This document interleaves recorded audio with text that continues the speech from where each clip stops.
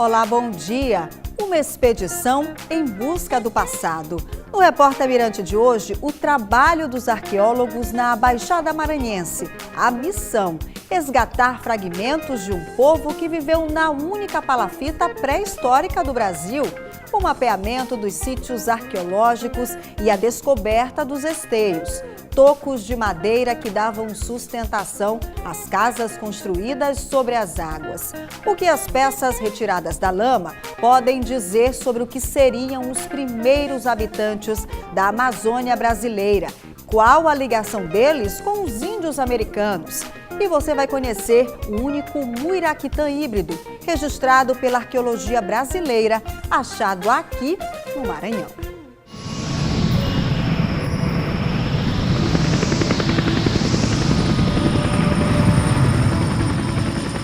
A estação seca está longe do fim e uma planície lamacenta agora domina o norte do Maranhão.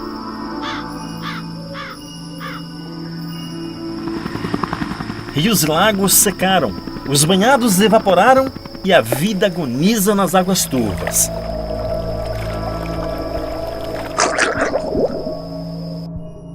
O Pantanal maranhense se tornou um imenso deserto. E um fascinante tesouro arqueológico ressurge das profundezas dos lagos que minguaram no verão amazônico.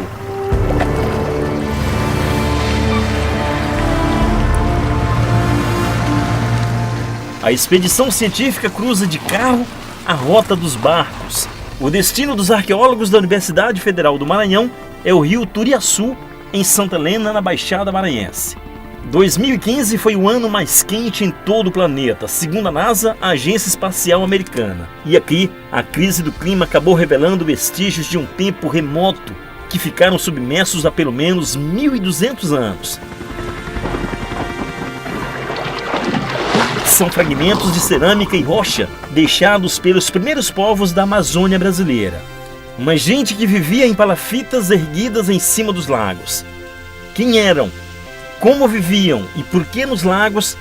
Ainda são perguntas que a equipe chefiada pelo arqueólogo paulista Alexandre Navarro, da Universidade Federal do Maranhão, tenta responder.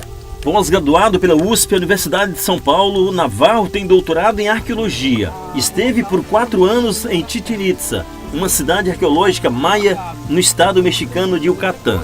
Chichén Itzá foi fundada por volta dos anos 435 e 455 a.C.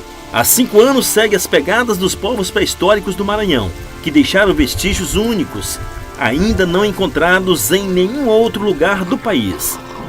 As escavações são dentro da água, com muito rigor científico. Primeiro são feitas o que os pesquisadores chamam de quadrículas, esses pequenos espaços delimitados com estacas e fios. Os arqueólogos usam sinais de satélite para mapear o espaço onde é achado cada fragmento, e assim fazem um inventário minucioso de todo o sítio.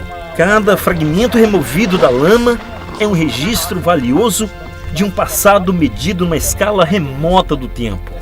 Essa peça esteve aproximadamente 1.200 anos submersa no lago, ou seja, há 1.200 anos ela está enterrada no fundo do lago, somente agora que ela foi retirada. De algum modo favorece ou prejudica a conservação da peça? Favorece bastante, porque a água, o meio aquático, ele fossiliza, é como se ele fossilizasse o material arqueológico, inclusive a pintura, que fica muito bem preservada. Então, a partir do que está representado aqui, é que nós vamos em laboratório fazer o desenho, e depois nós vamos começar a estudar para buscar entender o que é que estava representado aqui. Qual a importância disso? É para a gente saber, nós termos mais uma informação de que esses povos estavam em contato com outros povos da região da Amazônia ou até mesmo da região do Caribe. Muitos traços geométricos que aparecem aqui são traços geométricos compartilhados por outras sociedades diferentes dessas que viviam lá na foz do Amazonas, por exemplo, como os Marajoaras, nesse mesmo período, ou então povos que viveram no Alto Amazonas, já chegando quase na região do Peru, e também por povos que viviam na América Central e no Caribe. A partir da comparação desses desenhos, nós podemos traçar panoramas gerais, se esses povos tiveram um contato ou não, e como é que foi esse contato. É preciso olhar treinado da ciência para decifrar os sinais de uma sociedade que não usava escrita. E estas minúsculas fissuras deixadas nos cacos de cerâmica é que acabaram revelando uma das pistas mais importantes encontradas até agora pela expedição. São fissuras da tradição borda incisa associada aos povos Arawak. Os Arawak foram os primeiros índios americanos a manter contato com os europeus. Os achados confirmam pela primeira vez uma relação direta da cultura material com os Arawakes, que também seriam um dos primeiros grupos humanos a povoar a Amazônia brasileira. As gravuras e os desenhos impressos na cerâmica estão ajudando os arqueólogos a refazer a rota desses povos, desde a costa da Flórida, cruzando o Caribe, a Venezuela, Colômbia, o Peru, o Suriname, até chegar ao Brasil pelo rio Orinoco. As escavações no norte do Maranhão começaram há 3 anos. Já foram mapeados cerca de 20 sítios arqueológicos, ao longo dos rios Turiaçu e Paruá. Além dos cacos de cerâmica e das ferramentas primitivas feitas de lascas de pedra, outro vestígio dos índios pré-históricos do Maranhão são esses tocos de madeira, que ficaram submersos nos lagos durante mais de 1 milênio e agora ressurgem com a redução dos níveis de água dos lagos do Pantanal maranhense. Olhando assim, o que parece ser madeira velha, estragada pelo tempo é, segundo os arqueólogos, o que restou de uma imensa aldeia indígena com mais de 1.200 anos. Aqui teria existido uma das maiores estearias do país. O mapeamento de cada um dos esteios que ficaram fincados na lama permitiu que fosse feita a reconstituição do que seria uma aldeia do povo Arawak. Imensas ocas cobertas de palha, erguidas em cima de esteios, bem no centro dos lagos. Essa estearia na bacia do rio Pericumã seria uma palafita com 10 hectares, área equivalente a 10 campos de futebol. Os arqueólogos mapearam 167 esteios, mas a tocaria já foi bem maior no passado. Nós arrancamos bastante. Bastante de que tudo? Nós arrancamos seguramente uns 1.000 morão, uns 1.000 esteios. Tudo aqui. Naquela área ali a gente arrancou muito nessa área, tudo nessa área aqui. Pra quê? Nós arrancamos para vender na época. Arrancamos para vender, o comprador ele cortou, fez o estouro curto e rachou para fazer faxina, para cerca de cercado. E de onde vem essa madeira? Aí fica a pergunta, que eu não sei de onde vem.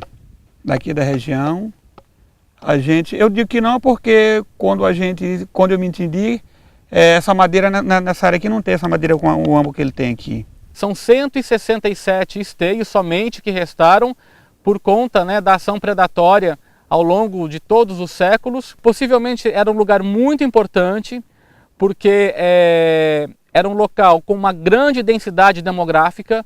Possivelmente aqui viviam milhares de pessoas e particularmente é um lugar muito importante para mim. É um lugar assim que me desperta muita emoção pela sua grandiosidade. Eu fico imaginando, por exemplo, à noite, as milhares de pessoas recolhidas em suas casas, as canoas atracadas e as labaredas de fogo que deviam ter para iluminar a noite. Portanto, era um sítio de grande dimensão.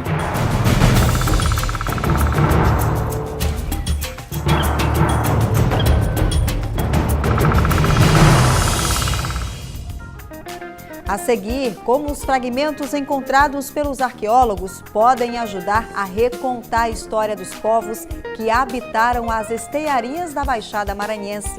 A gente volta já.